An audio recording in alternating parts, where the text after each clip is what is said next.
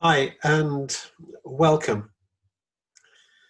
I am Evan George. I'm part of the Brief team in London, where since 1987, that's a long time, I've been exploring and, in some senses, I guess, developing the solution-focused approach with my colleagues Chris Iveson and Harvey Ratner.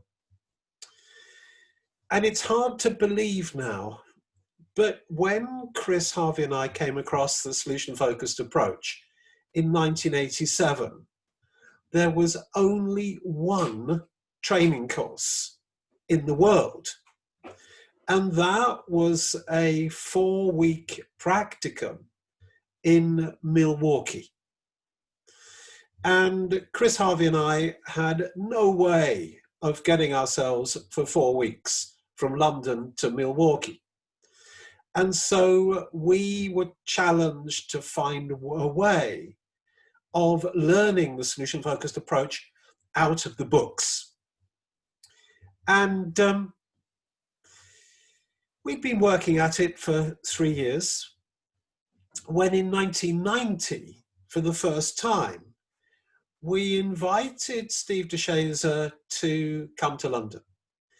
And that was the first of annual visits that Steve made to us until the year of his death in 2005. And Steve, in that sense, became very much our mentor. And one of the things that I suppose I most enjoyed about Steve was his quirky and slightly provocative way of answering questions, slightly tongue-in-cheek at times.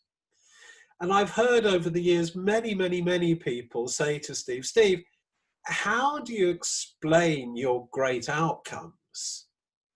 And Steve would pause and smile and say, it's because I get such great clients. Now, of course, Steve's clients were like everybody's clients. And what Steve was pointing us to was the idea that great clients don't come ready-made. They are co-constructed in the therapeutic process. So I began to get more and more interested in what it was that Steve did to co-construct great clients.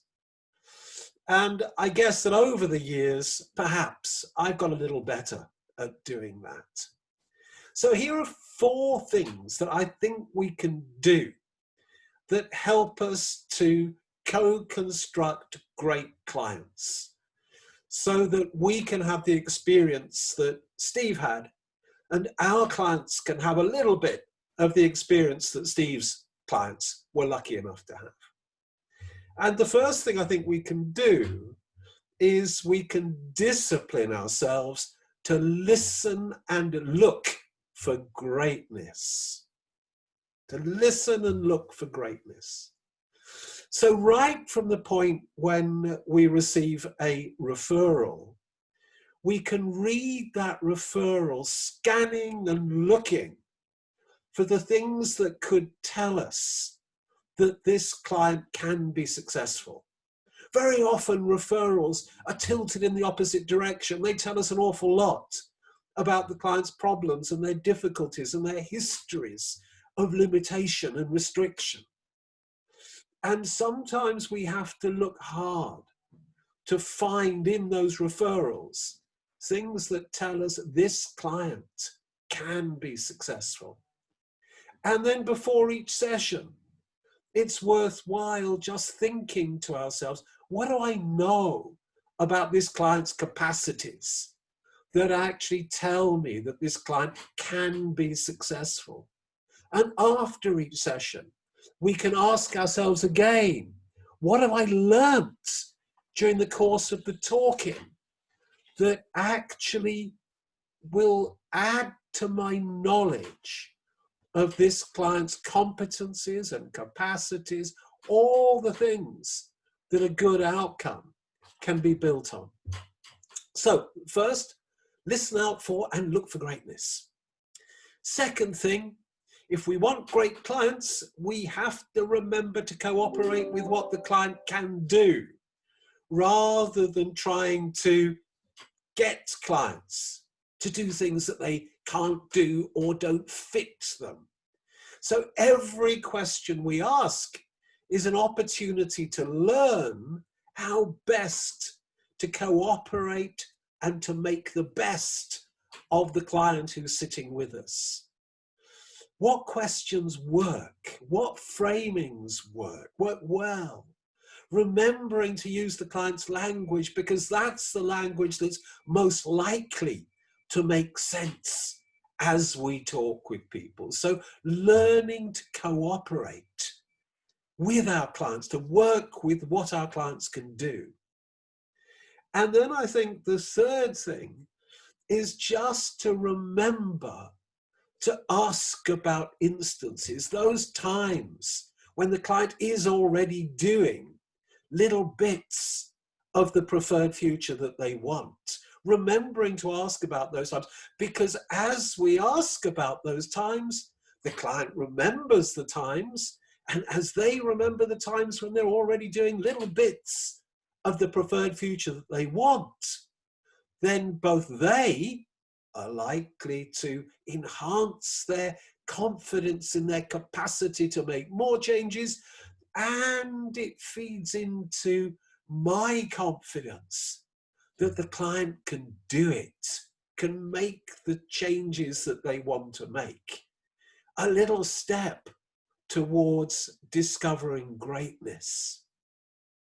And I guess the fourth thing is inviting clients into identities of possibility.